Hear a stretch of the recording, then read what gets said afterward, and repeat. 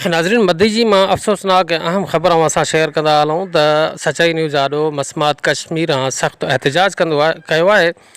हिन जो चवणु आहे त माइटनि हरूभरू अगवा जो कूड़ो केस दाख़िल करायो आहे। मदीजी पुलिस मुंहिंजे मुड़ुस अब्दुल कादिर खे खंभे गुम करे छॾियो आहे।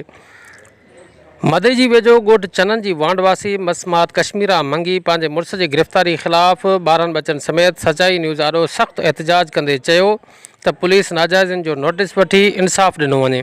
यादि रहे त कुझु वक़्तु पहिरियां ॻोठ समाज जूणे जा चनन जी वांडवासी मीर मंगीअ जी नौजवान न्याणी रुख़साना मंगी मदईअ मां गुम थी वई हुई, जंहिंजो वारसनि मदई थाणे ते अगवा जो केस बि दाख़िल करायो हो। बेकसूर खणी आयुसि पुलिस हितां दर तां ज़बरदस्ती करे मोटरसाइकिल ते खणी आयुसि। हाणे ॾसनि बि नथा त काॾे गुम कयो अथऊं। मां सूबेदार खे बेलाज़ कया न DSP ॾे वई आहियां, उनखे बेलाज़ कया उन बि मदद न कई आहे। थी सघे तूं मदद कर, असां ग़रीब मिसकिन आहियूं। हर बार छोकिरी असां ते हई अथऊं बेगुनाह वई, पंहिंजी पुफी असां आहे बेगुनाह असां ते हई अथऊं। डॉक्टर यासीन वटि वई आहे, रोज़ाना वारे महीने में असां बेकसूर आहियूं। हाणे चवनि था आरबाणी असांखे ॾियो, आरबाणी असांखे ॾिठल बि न आहे त मुंहिंजा ॿाहिरि बेकसूर आहिनि, मां बि असां बि बेकसूर, मुंहिंजो मुड़ुसु बि बेकसूर आहे। अब्दुल कादिर नालो अथसि, शमीर जो पुटु।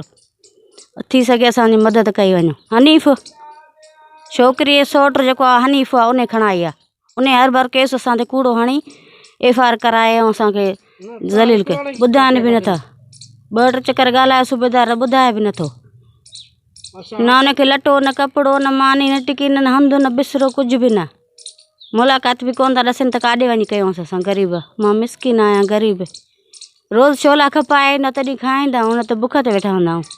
हाणे महीनो थियो मुंहिंजा बच्चा बुख ते आहिनि। हुजनि पैसा त मां वकील करायां या ज़ामीन करायां, मां ग़रीब आहियां मिसकिन।